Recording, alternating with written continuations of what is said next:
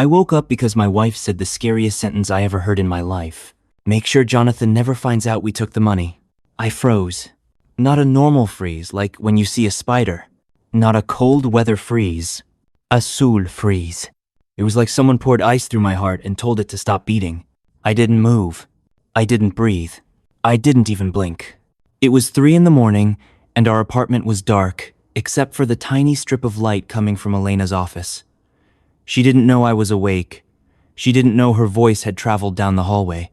And she didn't know her words hit me like a hammer to the chest. He won't notice until the final transfer. Final transfer? Final? What was she talking about? What money? Who was we? Why was she whispering like a spy in a movie? My hands started shaking, even under the covers. My wife, Elena Baker, the woman I married because she felt like sunshine after a storm, was standing in the hallway whispering about money she didn't want me to find. And that was the exact moment, the exact second I knew my life was splitting open. By the time sunlight filled our condo, I expected Elena to look different. Maybe guilty, maybe nervous. But no, she made coffee and eggs like nothing ever happened. She even kissed the top of my head. "Sleep well, John?" she asked. I lied. "Yeah, pretty good." Pretty good? My life was falling apart, and the best I could say was, "Pretty good?" I watched her carefully. She smiled like usual. Her hair was tied up neatly. She walked around the kitchen humming. She looked so normal that it almost made me doubt myself. But no, I knew what I heard. I heard her planning something. Something big. Something secret. Something dangerous. She left for work at 8:05 a.m. Exactly. Just like she always did. And as soon as the door closed behind her, I walked straight to my computer. I didn't want to snoop. I really didn't. But you don't hear your wife talking about hiding money and then just go eat cereal like normal. So I logged into our joint bank account, and that's when I felt my whole body turn to stone. At first, the numbers looked normal. The main balance was high. We worked hard for it. I was an architect. Elena worked in biotech. We always saved more than we spent. But then something strange caught my eye. A list of repeated transactions, all labeled the exact same way. MBX Meridian. Amount after amount after amount. Small ones, medium ones, then huge ones. I scrolled for nearly 5 minutes before reaching the bottom. My mouth went dry. Total transferred. 430万美元. 4 million. 300,000. Gone. And it wasn't done all at once. It was done slowly, carefully, secretly, over many months. My heart started pounding so loudly I could hear it in my ears. I whispered out loud, "No, no, no. Elena, what did you do?" But the screen didn't change. The numbers didn't go back. The money was gone. And the worst part? Every single transfer came from my side of the account. Someone had been draining me little by little. Someone who knew my passwords. Someone who had access to everything. Someone who slept beside me. Someone I trusted with my entire life. Elena. I couldn't breathe right. My chest felt tight. My fingers were cold. I kept reading and rereading the screen, hoping I had made a mistake, but I didn't. So I grabbed my phone and called the only person I could think of, Marcus Everett. We went to college together. He was weird, incredibly smart, and worked as a forensic accountant, a person who uncovers hidden money trails. "John?" he answered. "It's 9 in the morning. You never call me before lunch. What's wrong?" I tried to speak, but my throat closed up. "Marcus, I think Elena is hiding money. A lot of money." "How much is a lot?" he asked. I swallowed. 4.3 million. There was a long silence. Then Marcus said, "Get over here now." Marcus's office was full of papers, coffee mugs, sticky notes, and empty chip bags. It looked like a tornado had spun around inside it. He took my printouts and studied them. Not for 1 minute. Not for 2. He studied them for almost 15. Then he said something that made my stomach sink even deeper. "John, this wasn't done by accident." I knew that already, but hearing Marcus say it made it real. "These transfers," he continued, "aren't random. They're timed. They're disguised. They look exactly like the kind of thing someone does when they're hiding assets before a divorce. I felt dizzy. A divorce? I whispered. She never said anything about leaving me. Marcus gave me a sad look. They never do. Not until everything is ready. I sat down in his old wooden chair because my legs couldn't hold me anymore. Marcus typed something into his computer and cross-checked the label. MBX Meridian, he said. That's not a bank. That's a shell company. What does that mean? It means, Marcus said slowly, that someone is using Meridian to move money off the grid, somewhere you can't reach it. My hands shook in my lap. And the person doing it, he added, knows what they're doing. This is professional level hiding. I closed my eyes. Professional level hiding. My wife? My wife was doing this. That night, I went home, and Elena kissed me like nothing was wrong. She laughed during dinner and talked about her day like she didn't have a mountain of stolen money stacked behind her back. The worst thing wasn't what she did. It was how normal she looked doing it. Her eyes were bright. Her smile was easy. Her voice was soft. She didn't look like a thief. She didn't look like a liar. She didn't look like someone planning to destroy her own husband. But she was. I slept next to her that night, staring at the ceiling thinking, how long has she been planning this? How much does she hate me? Was our marriage ever real? She breathed slowly and calmly beside me. I lay there afraid to even close my eyes. 3 days later, I found something worse than the missing millions. I walked past her office and saw her tablet sitting on the desk. The screen wasn't locked, just asleep. I tapped it, and it lit up. A folder sat in the center of the screen. A folder labeled the Meridian files. My stomach tightened. Inside that folder could be the truth. Inside that folder could be the whole plan. I knew I shouldn't look. I knew she could catch me. But I reached for the tablet anyway. Just then, her footsteps echoed down the hallway. I jerked my hand back and stepped away fast. She entered the office. Oh, she said with a smile. Just looking for me? Her voice was cheerful, but her eyes studied me too closely. She knew I was near the tablet. She knew I almost opened it. Her smile didn't reach her eyes after that, and I realized something terrifying. I wasn't the only one pretending. I did not sleep the night after I found Elena's second hidden folder. I kept seeing the words again and again in my mind. Finish transfer before he wakes up. Jonathan cannot know. Meridian will handle fallout. Each sentence felt like someone pushing a thumb into a bruise I didn't know I had. I lay awake on the couch, staring at the dark ceiling, listening to the apartment creak and settle. It had always sounded peaceful before. Now it felt like the walls were whispering secrets I couldn't hear. Every shadow looked like something hiding. Every soft sound made me sit up fast, as if Elena was creeping through the hallway with another locked tablet or phone call to someone who wanted to ruin me. I didn't understand how my life had changed so fast. 2 days ago, I was a husband with a stable job, a safe home, and a wife I trusted. Now I felt like a stranger in my own skin. I kept whispering to myself, stay calm. Stay calm. Think. But calm was hard to find when the person I loved most was planning to break me. I woke up with a stiff neck and a headache from not sleeping.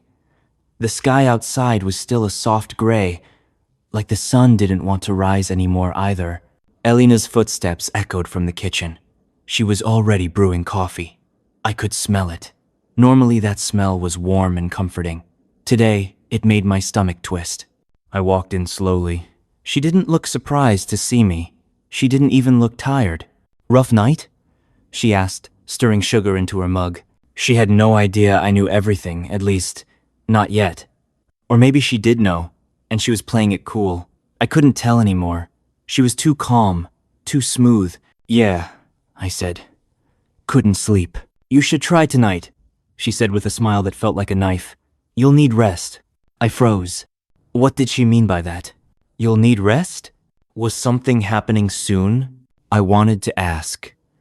I wanted to shout, what are you planning? But I stayed quiet. I remembered Marcus's words, don't show your cards.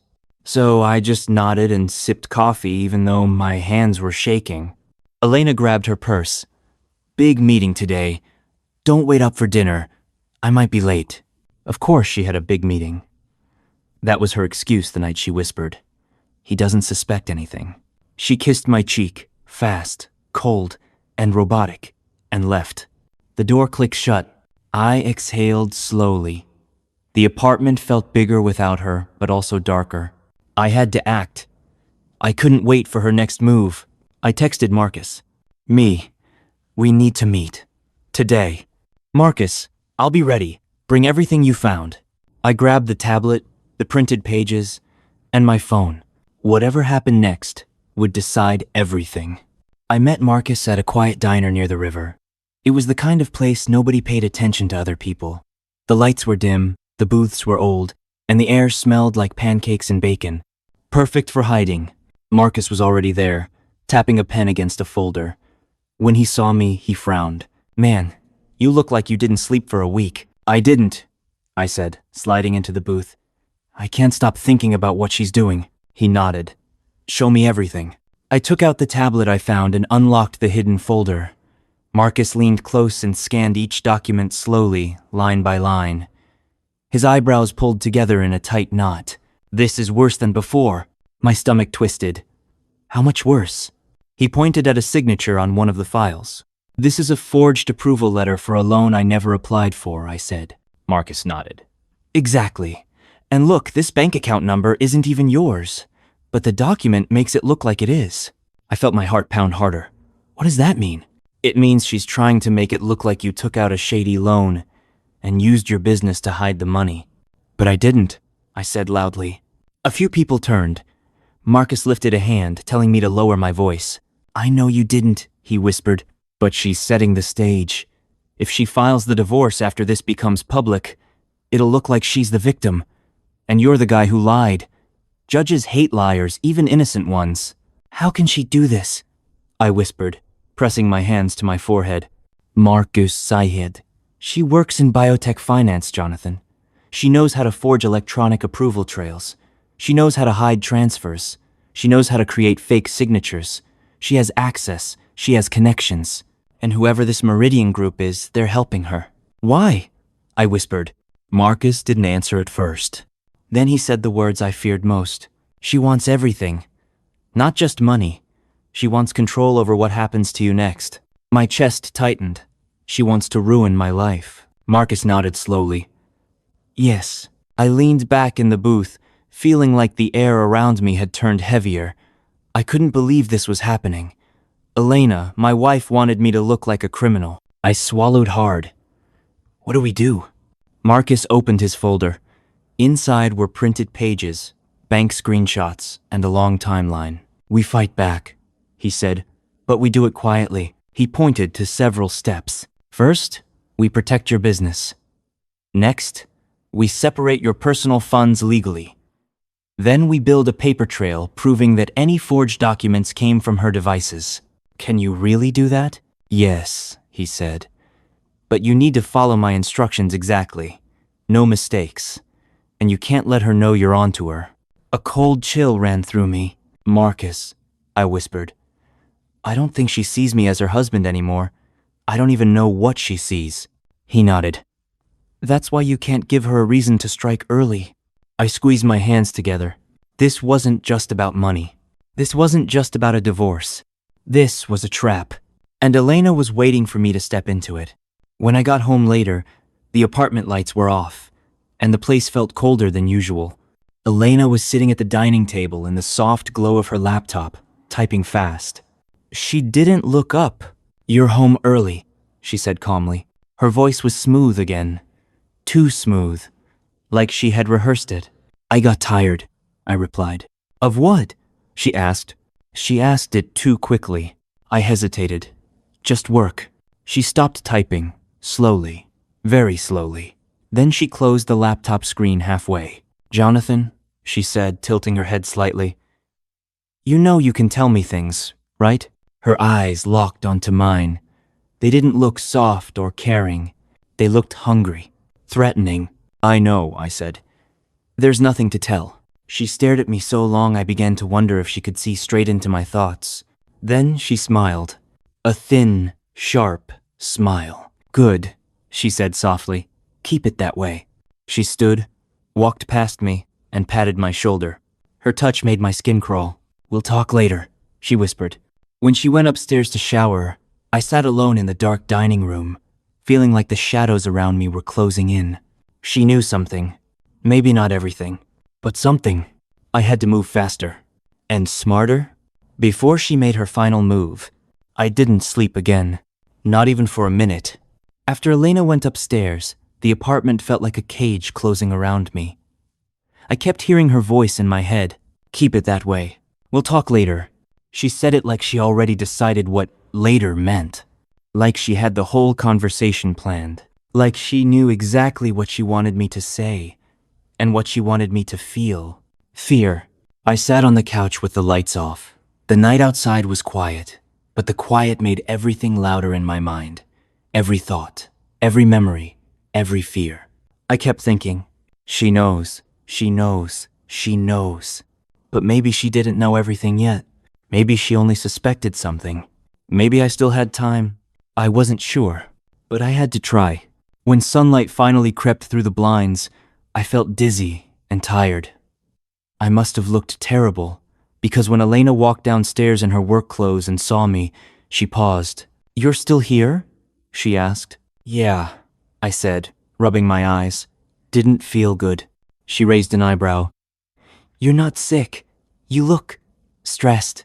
"I'm fine," I said quickly. She stared at me like she was reading a map no one else could see. Then she walked behind the couch and put a hand on my shoulder. But the way she touched me didn't feel like comfort. It felt like she was checking something, testing something, measuring my reactions.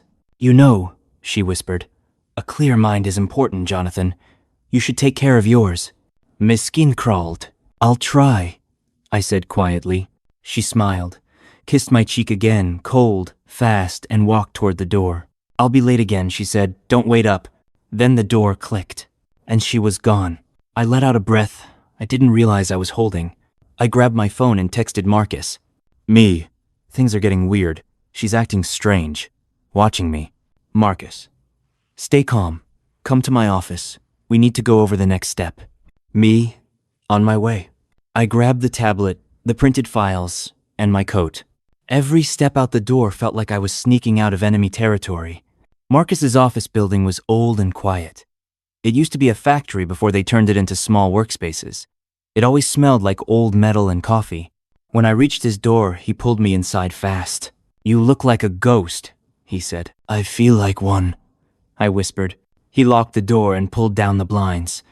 That made me even more nervous. "What now?" I asked. Marcus opened a drawer and took out a thick file stamped with red ink. "I stayed up last night checking everything you gave me. And Jonathan, we have a problem." My stomach dropped. "What problem?" He placed the file in front of me. "Your email was accessed at 3:12 a.m. "What?" "I didn't touch it." "I know, which means someone else did. Elena," I whispered. Marcus nodded. "Or someone she works with. They're not just taking your money. They're building a story." "What kind of story?" "A story where you look guilty. A story where you look like the one making secret files. A story where you are the one who created the Meridian documents." I felt my hands shake. "But I didn't," I said weakly. Marcus leaned forward. "They don't care. Right now, they're making digital footprints, fake trails, all pointing to you." "How much time do I have?" I asked. Marcus took a slow breath. "Not much. We need to get ahead of her. We need proof, real proof, and we need it soon." "What kind of proof?" He pointed to the tablet. "You said Elena keeps everything on here?" "Yes," I said. "Hidden folders, password locks, secret chat logs." "Good," Marcus said. "Because if we can extract metadata from those files, timestamps, device IDs, IP addresses, we can show the court she created the documents, not you." "But can't Elena delete them?" Marcus nodded. "Yes, and she will. Probably soon, so our window is small." I swallowed hard. "Then what do I do?" Marcus stood and started pacing. "We need her device, the one she used to make the files, not just the tablet." He looked at me. "We need her laptop too." I froze. Breaking into Elena's things? Going through her personal laptop? "She'll kill me if she catches me," I whispered. Marcus shook his head.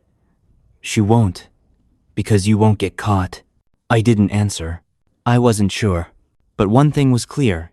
If I didn't get those files, Elena would destroy me. Marcus stopped pacing and sat down. There's something else, he added quietly. Something serious. My chest tightened. What is it? He slid one more paper across the table. It was a printout of a message. From Elena Baker to Meridian Operations. I read it slowly, my hands trembling. Everything will be ready by Friday.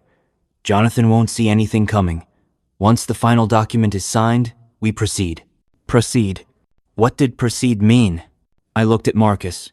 Friday. That's 2 days from now. I know, he said. That's why we can't wait anymore. Marcus leaned forward. Tonight, when Elena gets home, watch her. You need to figure out where she keeps her laptop. I nodded weakly. And tomorrow, he continued slowly, you bring it to me. I froze. Marcus, that's stealing. It's not stealing if she's using it to commit a crime. But if she finds out, she won't, Marcus said sharply. She won't, because you'll be careful. And because she's busy preparing something big, she won't expect you to do anything. I looked down at my hands. They were shaking. I was a simple man, a quiet man. I did my work. I lived my life. I trusted my wife. I never imagined I'd be planning to secretly take her laptop. But if I didn't, she would ruin everything I built. Everything I am. I nodded slowly. Okay, I whispered. I'll do it. Marcus put a hand on my shoulder. You're doing the right thing, Jonathan. You didn't choose this. She did. He swallowed hard. I just want the truth to win. And it will, Marcus said. But we need to make sure the truth has a voice. I took a long breath. Tonight, I would have to act like everything was normal. Tonight, I had to smile at the woman secretly trying to destroy me. Tonight, I had to watch her every move. Tonight, the game would change. The rest of the day felt like walking through thick, heavy fog. Every sound felt louder. Every shadow felt darker. Every person on the street felt like they were watching me.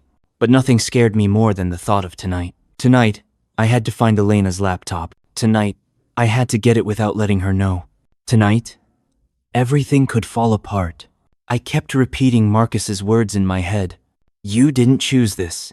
She did. You're protecting yourself. I tried to believe him. I really did. But my stomach felt tight and twisted the whole drive home. When I stepped inside, the air felt strange, almost colder. Elena usually wasn't home this early, but today she was sitting on the couch, legs crossed, scrolling on her phone. She looked up at me slowly. Too slowly. You're home early, she said. My heart started pounding. So are you, I said. Change of plans, she said with a shrug. Work was quiet today. She said it casually, but her eyes were sharp, watching, studying. I forced a smile. Oh, that's good. She tilted her head. Is something wrong? Wrong? No. Why? My voice cracked. She smirked a little. You're acting nervous. I felt sweat form on my palms. Just tired, I said. She said, not believing me. She stood up and stretched her arms. Her bracelet clinked softly, a sound I used to love. Now it sounded like a warning bell. I'm going to take a shower, she said. Then I have some calls. Calls? The same word she used the night she said, he won't suspect anything. I nodded. Okay. She walked upstairs, her heels tapping on each step. When the bathroom door closed, I heard the water start. This was my chance. My heart pounded in my chest like a drum. I walked upstairs, quiet as I could, as if the carpet might scream. Elena's office door was half open. I pushed it gently. Her desk was clean. Too clean? No laptop. I checked the drawers. Nothing. I checked the bookshelf. Nothing. I checked her briefcase. Still nothing. Where was it? Then I remembered something. Elena liked to keep her most important things near her bed. I went to the bedroom. My hands shook as I opened her nightstand drawer. At first, all I saw was a makeup bag, 2 books, and a charger cord. But then, a black case. Thin, smooth, laptop-shaped. I grabbed it and opened it just a little. It was the one. Her real device. Her work computer. The one she used at night when she thought I was asleep. The one with everything. I slid the laptop into my coat. Quick. Quiet. The shower was still running. I hurried downstairs before she came out. My hands were shaking so badly I almost dropped my keys. But I did it. I had the laptop. I texted Marcus. Me. I have it. Her laptop. Marcus. Good. Bring it first thing in the morning. Do not turn it on. I hid the laptop in the bottom drawer of my desk under old papers and dusty notebooks. No one ever opened that drawer. Not even me. A few minutes later, Elena walked downstairs. Her hair was wrapped in a towel. She held her phone in her hand. She looked at me with a strange expression. "Jonathan," she said, "did you move something in the bedroom?" My heart stopped. "What?" I said, trying to sound confused. "My nightstand," she said slowly. "Something feels off." He swallowed hard. "Too hard. Maybe you forgot how you left it," I said. She didn't smile. She didn't blink. She just stared at me. Her eyes were cold, like she already guessed something. Then her phone buzzed. She looked at the screen, frowned, and walked away. "I have to take this." She stepped into her office and closed the door. I could hear her voice through the wall. Sharp, angry, whispered. Words I couldn't fully hear, but pieces drifted out. "Not ready. He's acting strange. Move faster. Friday. Risk." I felt sick. She was talking about me. She was talking about the plan. About my downfall. That night, the house felt tighter than ever. Elena kept watching me at dinner. She asked strange questions. "How was your day? What did you do at home? Did you stay upstairs long? You look tired." "Why?" Her voice was calm, but her eyes were not. She was digging, searching, trying to see if I cracked. "I told you," I said. "I'm fine." She smiled at me, but something about her smile made my spine go cold. "You know, Jonathan," she said softly, "trust is so important in a marriage." I froze. It felt like she was testing me, pushing me, waiting for me to slip. "I agree," I said carefully. She nodded slowly. "Good. I'm glad we understand each other." We finished dinner in silence. When she went to bed, I stayed on the couch again. I couldn't sleep next to her, not now. Not when I had her laptop. Not when she was watching so closely. But as I finally closed my eyes, I heard something. Footsteps. Soft. Coming down the stairs. I opened my eyes slightly. Elena stood at the bottom of the staircase, staring at me in the dark. Just staring. Not moving. Not speaking. Watching. Her silhouette looked almost unreal in the shadows. My heart hammered in my chest. She stayed there for a long, long moment. Then she turned and walked back upstairs without a word. I sat up slowly. She knew something. Maybe not what, but something. Friday was coming, and whatever she had planned, I was running out of time to stop it. The next morning, I woke up feeling like I had been hit by a truck. My head hurt. My eyes burned. My chest felt tight. I hadn't slept. Not really. Every time I closed my eyes, I saw Elena standing at the bottom of the stairs staring at me in the dark. Watching. Waiting. Planning. I didn't know what she wanted, but I knew she was close to making her move. And Friday was tomorrow. Tomorrow. That word stuck in my mind like a thorn that wouldn't come out. Tomorrow she would proceed. Tomorrow everything would be ready. Tomorrow she would crush my life if I didn't act. I grabbed the hidden laptop from the drawer and put it inside my bag. My hands shook the whole time. It felt like I was holding a bomb that could go off if I breathed wrong. I left the apartment before Elena woke up. I didn't want to see her. Not before I got this laptop to Marcus. Not before I took one step closer to saving my life. When I reached Marcus's office, he opened the door before I even knocked. "Do you have it?" he whispered. "Yes," I said, lifting the bag. He locked the door behind me and closed the blinds again. "Okay," he said, rolling up his sleeves. "Let's see what she's hiding." I placed the laptop gently on the desk. "Remember," Marcus said, "we can't open files directly. We need to clone the hard drive first. That way, we don't change any timestamps or data." My head spun. I didn't understand all the computer stuff he said. but I trusted him. He worked for almost an hour. The room stayed quiet except for the small clicking of keys and Marcus whispering to himself. Then he froze. "Jonathan," he said softly, "you need to see this." My stomach flipped. "What is it?" He turned the screen toward me. There was a folder labeled Final JB Disposition. Friday, 4 p.m. Disposition. I didn't know the big word at first, but the way Marcus's face changed told me it was serious. What does disposition mean?" I asked quietly. Marcus took a slow breath. "It's a legal term. It can mean the outcome of a case, or how someone controls another person's assets, or he hesitated, or a plan for how to deal with someone." I felt sick. "Deal with someone?" Marcus nodded. "Jonathan, this folder is about you. The JB is you." He swallowed hard. Too hard. "What's inside the folder?" Marcus clicked it open carefully. "Inside where?" "Legal documents with my name forged on them. Fake financial records. Screen-captured emails I never sent. Messages showing I admitted to illegal transfers. A fake confession file. A call date request. And at the bottom, a message draft. From Elena. To someone named M. Graves Meridian Operations. The message said, "All evidence is final. He will sign the real papers tomorrow at 4 p.m. After that, begin the next step." My vision blurred for a second. "She wants me to sign something," I whispered. "Something tomorrow." Marcus nodded slowly. "That's what it looks like. But what papers? I didn't agree to anything." "That's the point," Marcus said. "She wants you cornered, scared, confused. She wants you to sign without reading." I felt dizzy. "She'll lie. She'll say it's part of the divorce, or tax forms, or safety paperwork. Anything." Marcus clenched his jaw. "Jonathan, she's setting you up for a legal trap." I sat down hard. "I can't believe this," I whispered. "How can she do this to me?" Marcus pressed a hand on my shoulder. "Because she doesn't see you as her husband anymore. She sees you as an obstacle." I swallowed the lump in my throat. "What do I do?" Marcus leaned closer. "Tonight, listen carefully.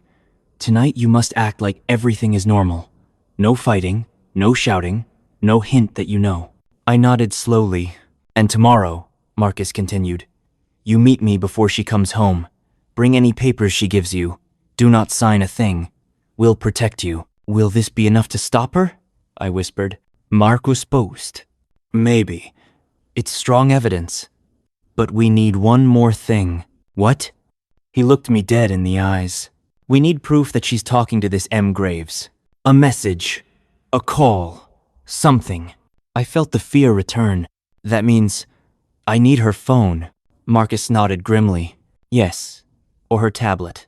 Anything she uses to message Meridian." I felt my whole body tense. "How am I supposed to get that without her noticing?" I asked. Marcus rubbed his chin. "She takes showers at night, right?" "Yes," I said. "That's your window." My chest tightened. Tonight, I would have to take Elena's phone or tablet right under her nose. The thought made me feel sick. "Jonathan," Marcus said softly, "I know this is dangerous, but this is the last step we need. Once we have the messages, you're safe." Safe. I didn't feel safe. I felt like I was walking straight into a trap, but I nodded anyway. "Okay, I'll do it." Marcus let out a long breath. "Good. Just be careful. If she catches you, she'll know her plan is exposed." And then, Marcus didn't say. But we both knew. If Elena found out, she wouldn't wait until Friday. I drove home slowly, gripping the wheel so tightly my knuckles turned white. When I stepped into the apartment, I heard dishes clinking. Elena was cooking. She never cooked on weekdays. Never. She looked over her shoulder when she heard me. "Oh," she said, smiling too sweetly. "You're home just in time. I made pasta." Her voice sounded warm. Too warm. Fake warm. Her eyes were the same cold, quiet eyes I saw last night in the shadows. I forced a smile and sat down. "That's nice," I said softly. She put a plate in front of me and watched me take the first bite. Watched. She didn't even blink. "How was your day?" she asked. "Fine." "What did you do?" "Just work." I lied. She tilted her head. You didn't go anywhere special? My heart skipped a beat. No, I said. She smiled, but her smile didn't reach her eyes. Good, she said. I like when you stick to your routine. Her words felt like a leash around my neck. After dinner, she cleaned the dishes and checked her smartwatch. I have to shower, she announced. Busy night, more calls. This was my chance. My heart pounded so loud I could feel it in my throat. I nodded. Okay. She stared at me a moment longer. Then she walked upstairs. The bathroom door closed. The water started running. This was it. This was the moment. I needed her phone or tablet, and they were upstairs. Near her. I swallowed hard, wiped my sweaty palms on my jeans, and stood up slowly. My body felt heavy. My legs felt weak. But I forced myself to climb the stairs one step at a time. Because if I didn't, tomorrow at 4 p.m., my life would be over. I never expected the end of my marriage to feel like the start of my real life. But that's what it became. Still, before I reached that ending, everything had to come crashing down first. On the morning of the hearing, I woke up before the Sunday. The sky was still gray. The air felt heavy, like the world was waiting for something big to happen. I stood in my kitchen and made coffee, but I couldn't drink it. My hands were shaking too much. This was the day Elena's lies would finally be held up to the light. It was the day the Meridian files would either save me or destroy me. I stared at my reflection in the microwave door. My face looked older, tired, but stronger too. I'm ready, I whispered. I said it 3 times, just to make myself believe it. Marcus picked me up at 8. He looked calm, like always, but I could tell he was nervous too. He kept tapping the steering wheel even when we were at red lights. Remember, he said, you don't need to say much. The evidence speaks for itself. I nodded. Do you think she knows what we found? Oh, she knows something's coming, he said, but she has no idea how much. And that was true. Elena had no clue we had traced her fake records, her secret offshore account, her messages, her partner's digital fingerprints, all of it. She had built a tower of lies. But we had built a stronger truth. When we walked into the courthouse, my heart dropped into my stomach. Elena was already there. She wore a dark green suit and expensive heels. Her hair was tied back in a perfect twist. Her makeup was sharp. Her eyes were even sharper. It was strange. I had loved this woman once, and now when I looked at her, all I could see was a stranger wearing my wife's face. She didn't smile at me. She didn't nod. She didn't even try to pretend she was innocent. She just stared like she wanted to crush me with her mind. Her lawyer, a tall man with silver glasses, whispered something to her. Elena smirked. So she still thinks she'll win, I muttered under my breath. Marcus elbowed me gently. Let her think that. The fall will hit harder. The courtroom was cold. Too cold. I could see people shiver. I sat at the table with Marcus. Papers were stacked neatly in front of us. My name, Jonathan Baker, was stamped across every page. Across from us, Elena sat with perfect posture. She looked like someone who was about to receive an award, not someone who was about to be exposed for one of the dirtiest divorce scams I've ever heard of. The judge entered. Everyone stood. Everyone sat again. The hearing began. Elena's lawyer spoke first. He painted a picture of me as a sneaky, greedy man who stole money, hid assets, planned to leave Elena with nothing, and broke the law in the process. While he talked, Elena pretended to wipe away a tear. I almost rolled my eyes. He pointed at me dramatically like I was a criminal. Your Honor, he said loudly, the evidence clearly shows Mr. Baker's financial misconduct, including insider trading, secret investments, and laundering company funds. The judge nodded slowly. He swallowed hard. It was all lies. Every single word. But Elena made it look like she believed it. Her face twisted, with fake sadness. When her lawyer finished, the judge turned to us. Mr. Everett, the judge said to Marcus, you may present your findings. Marcus stood. He didn't raise his voice. He didn't act dramatic. He didn't pace around. He just talked.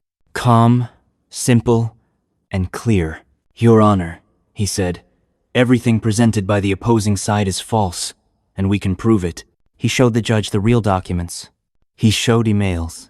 He showed hidden folders. He showed logs and timestamps that revealed stolen passwords, forged files, and fake transfers made to look like they came from me. Then he pulled out the final piece. The real Meridian files. Every detail about Elena's plan to drain my accounts, fake my guilt, and file for divorce once I looked weak. People in the courtroom started whispering. Even the judge leaned forward. Then, Marcus played the audio recording. The one where Elena said, "He still doesn't suspect it. By next week, everything will be transferred." The room fell silent. So silent, I could hear my own heart beating. Elena's face turned pale. Her lawyer froze. Marcus ended with, "All of this was done by Mrs. Baker, not Mr. Baker. The victim here is Jonathan, not Elena." And then he sat down. For the first time since everything started, Elena looked scared. Really scared. Her lawyer tried to object, but the judge cut him off. "Sit down," the judge said. "Now." The judge turned to Elena. "Mrs. Baker," he said slowly, "is there anything you want to say?" Elena opened her mouth, closed it, opened it again. She whispered. Her eyes darted around the room, like she was looking for a door that didn't exist. I didn't think it would go this far. He wasn't supposed to. Her lawyer put a hand on her arm. "Stop talking," he whispered. But it was too late. Everyone heard her panic. Everyone saw her break. The judge leaned back. "This court finds the evidence against Mr. Baker to be fabricated. Mrs. Baker, you will be held responsible for attempted fraud, falsification of financial documents, and defamation." I let out a breath I didn't know I was holding. It was over. Finally, over. When we stepped outside the courthouse, I felt 10 pounds lighter. Marcus clapped a hand on my back. "You did it." "No," I said. "We did it." We walked down the courthouse steps. Reporters tried to get close. Cameras flashed. Microphones pointed at me. People asked a million questions. I didn't answer any of them. I didn't owe the world that. I only owed myself one thing. A new start.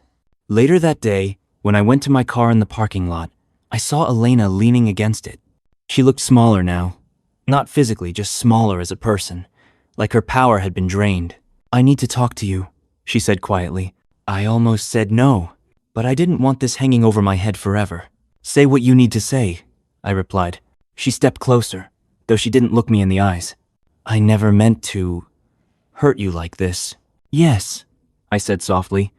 "You did." She blinked fast, like she might cry. "You don't understand what my life was like. The pressure, the people I worked with, the money. My partner, he said if I didn't. That's not an excuse," I said. "It wasn't supposed to go this far," she whispered. "It went exactly as far as you let it."